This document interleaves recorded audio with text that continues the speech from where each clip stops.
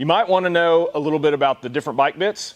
We have 3 bike bit sizes that you can choose from: the shorty, the tall boy, and the fat tire bike bit. Let's walk through those, look at the details, and see how you can decide which one you need for your bikes.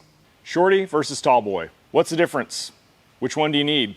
Well, if you plan to haul 2 bikes on one side, or 3 bikes in total, you're going to have interference with handlebars. The tall boy does a great job of raising up one of the bikes above its neighboring bike so that they're not interfering with one another. Plus, the down tube of those 2 bikes provides some clearance, gives you a spot to haul some extra gear in your PAKMULE while you're hauling your bikes as well. All right, so you need to get a bike bit and you need to understand which one's right for you. There's a lot of inserts on the drop-down menu.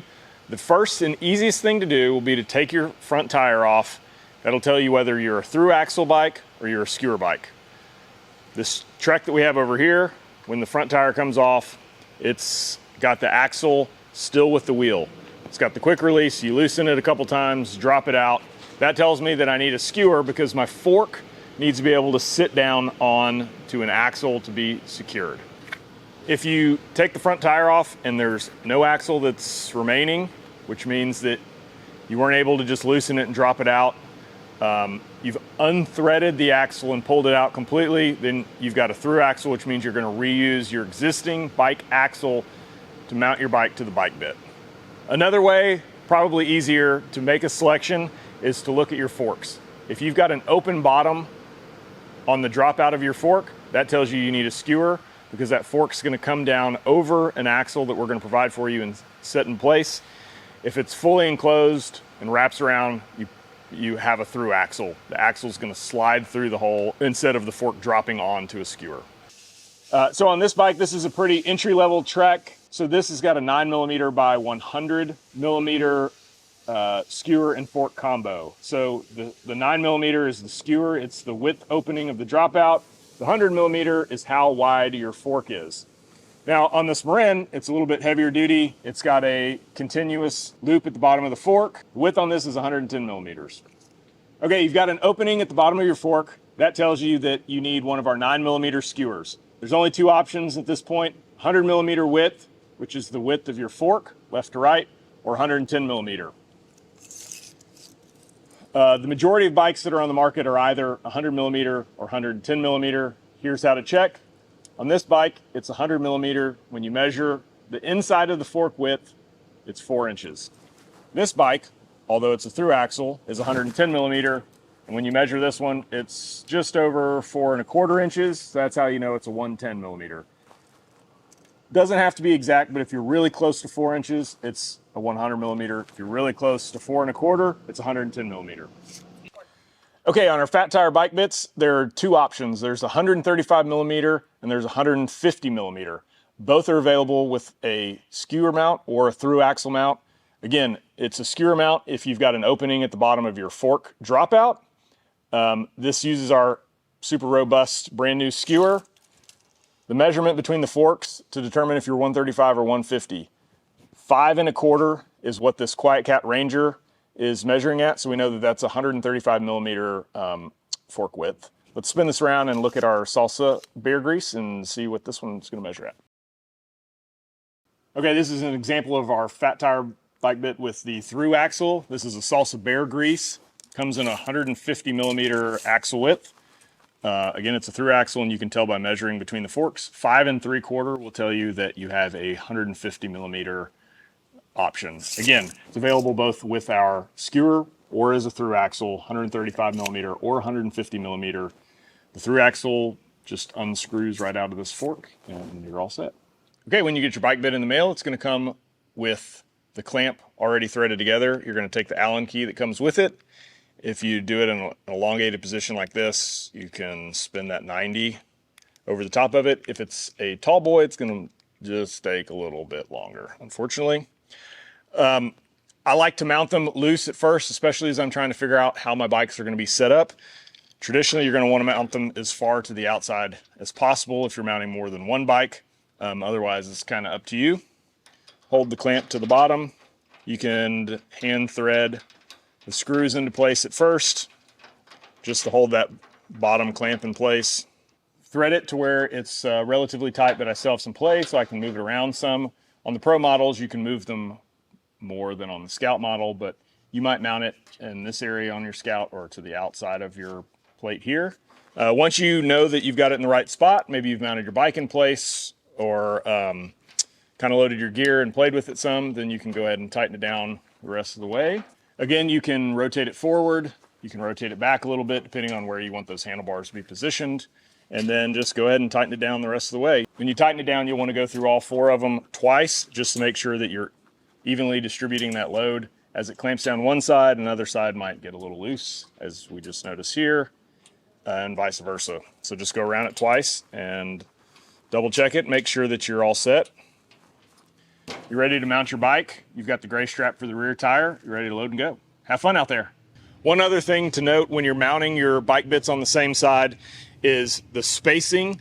Traditionally, you're going to want them as far apart as possible. That allows you to put a third bike in the middle in most cases. You can also rotate them forward or backward some. That'll help with manipulating your handlebars and making sure that they play nice together.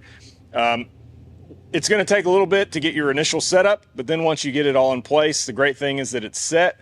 You just bring your bikes, mount them in place, and then take off.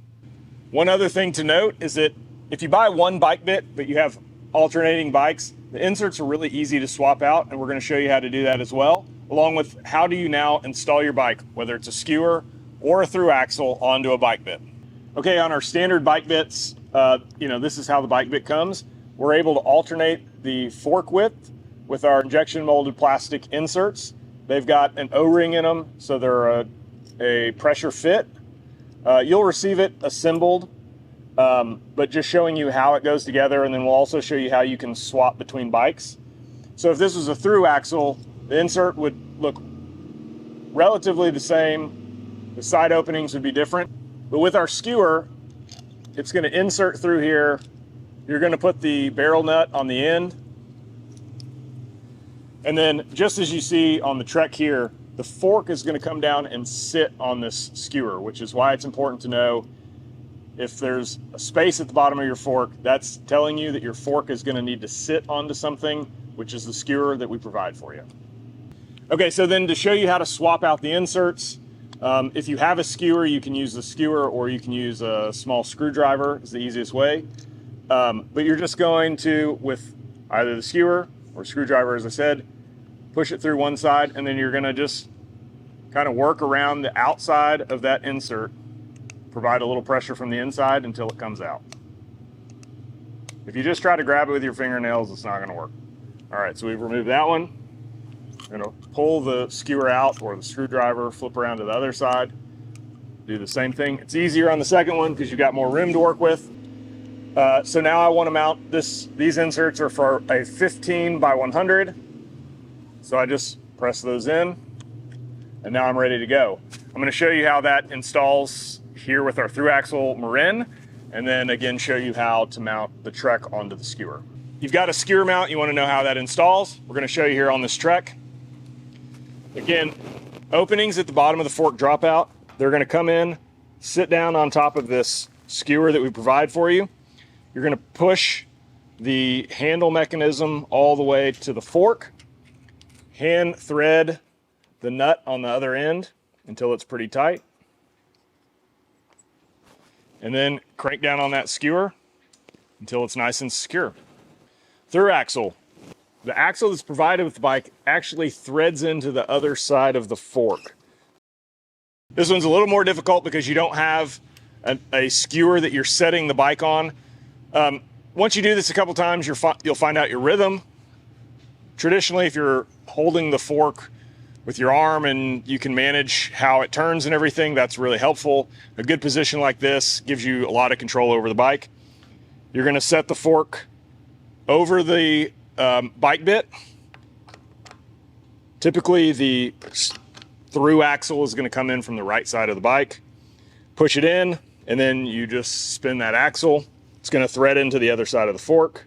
And then the skewer mechanism works in the same way. The axle mechanism works in the same way that our skewer does, and that it's cammed, so it provides pressure and tightens it up as you pull it and set it into place. All right, you're all set on your through axle. Okay, so we're going to secure the rear of the bike. Last step for mounting your bike before you take off on a road trip. We include a gray strap for that. Wrap it around the pack mule and around the rear tire of your bike. Clip it into place. Then you're going to pull it tight so that it's not bouncing around. And then there's a Velcro piece that allows you to wrap that excess and secure it in place so it's not flapping as you drive down the road.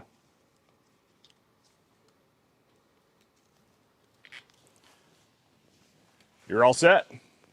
Okay, one more advantage of taking the front tire off is that it frees up a bunch of extra space to haul bags, coolers, other things that are here.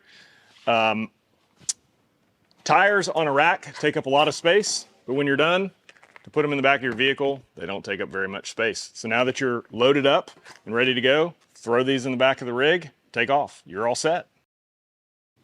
Okay, so you've got some extra gear that you want to haul with your bikes, as we've talked about. I'm going to show you how to load that.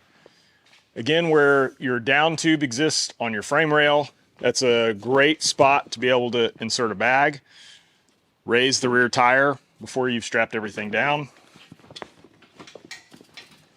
Okay, you still got a bunch of space over here, and you need to haul an ice chest. In a lot of cases, after you've done this once or twice, you'll find the positioning that works best for you. You might decide that you want to load some of this gear first and the bike's on top of it, but you can do it both ways. So we'll close the lid on this one, lift the rear tire of this bike. This cooler mounts very nicely in here. Of course, we would use our mule straps to secure the cooler down to the pack mule, and then in lieu of the gray strap to secure the tire, we would use one of our mule straps. You get some extra length and a little extra strength. And you would bring that around your rear tire. And secure that into place. So now you've got 3 bikes, a duffel bag, and an ice chest. And in fact, you have more room now that this rear tire is mounted to the top of the cooler that you could add additional duffel bags, firewood, small containers, anything that you need. So a lot of flexibility in a single rack, single design, meant to help you haul everything that you want on your next trip.